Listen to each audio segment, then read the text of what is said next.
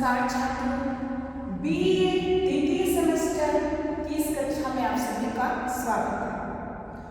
बच्चों, आज की कक्षा में हमारा प्रकरण है कार्यालय आदेश। कार्यालय आदेश सरकारी पत्र या शासकीय पत्र के अंतर्गत एक महत्वपूर्ण स्थान रखता है। चूंकि हम जैसा कि जानते हैं कि सरकारी पत्रों का प्रयोजन ही सरकारी कामकाज के लिए आदेशों को, सूचनाओं को स्थानांतरित करने के लिए होता है। तो उस दृष्टि से कार्यालय आदेश का प्रयोग सरकारी कामकाज के प्रमुख संपर्क माध्यम के रूप में होता है। क्यों?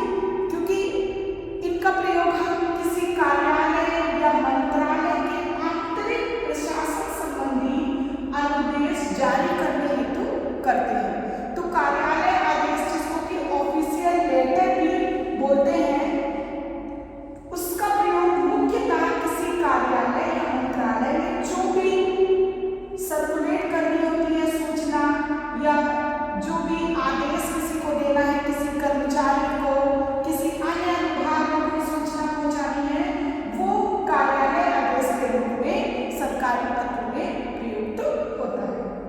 तो ये आदेश देखें तो कार्यालय या मंत्रालय के कर्मचारियों को संबद्ध सूचनाएं, उनसे संबंधित सूचनाएं देने के लिए किए जाते हैं। कि और इसमें एक महत्वपूर्ण तथ्य ये है कि कार्यालय आदेश किसी भी कार्यालय मंत्रालय के किसी एक कर्मचारी, एक से अधिक कर्मचारी या फिर समस्त कर्मचारियों को सूचना देने के लिए प्रयुक्त होते हैं। किसने कोई ये कंपल्सन नहीं है कि किसी एक व्यक्ति को देना है या एक से अधिक 2-4 को देना है या सभी को देना है। ये सभी के लिए प्रयोग हो सकते हैं। कि मान लीजिए किसी कार्यालय में कोई कर्मचारी, एक विशेष कर्मचारी भोजन के उपरांत वापस कार्य पर देर से आता है, और उसी के साथ यदि यही कार्य उस कार्यालय के एकाधिक अधिकारी करने लगते हैं या सभी कर्मचारी करने लगते हैं, तो सभी को एक साथ एक सूचना के रूप में कार्यालय आदेश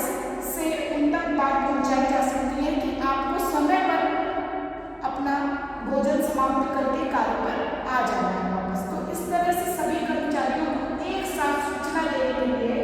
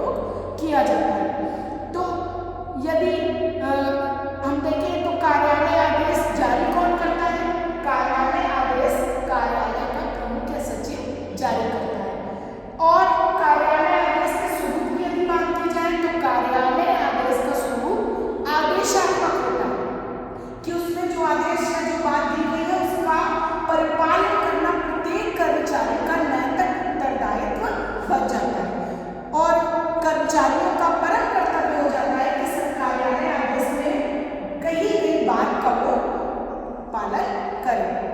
तो हम देखिए सरकारी कार्यालय के कामकाज में कार्यालय आदेश अत्यंत महत्वपूर्ण स्थान रखता है कि संपूर्ण कार्य व्यवस्था का अधिकांश भार कार्यालय आदेश के ऊपर हम देख सकते हैं। कार्यालय आदेश का प्रारूप सीधा और सरल होता है कि इसमें ऊपर फाइल संख्या दी जाती है, फिर कार्यालय मंत्रालय का नाम दिया जाता है, उसके पश्चात नीचे भारत सरकार कार्यालय का नाम, दाईं ओर दिनांक और पत्रांक लिखने के बाद कार्यालय का आदेश लिखा जाता है। कार्यालय आदेश बहुत बड़ा नहीं होता। क्यों? क्योंकि सीधी सरल बात या निर्देश का उल्लेख होता है, तो इसमें विस्तार के लिए आवश्यक स्थान नहीं होता। तो आज की कक्षा में इतना ही। इसके पश्चात की कक्षा में हम देखेंगे कि कार्यालय आदेश किस प्रारूप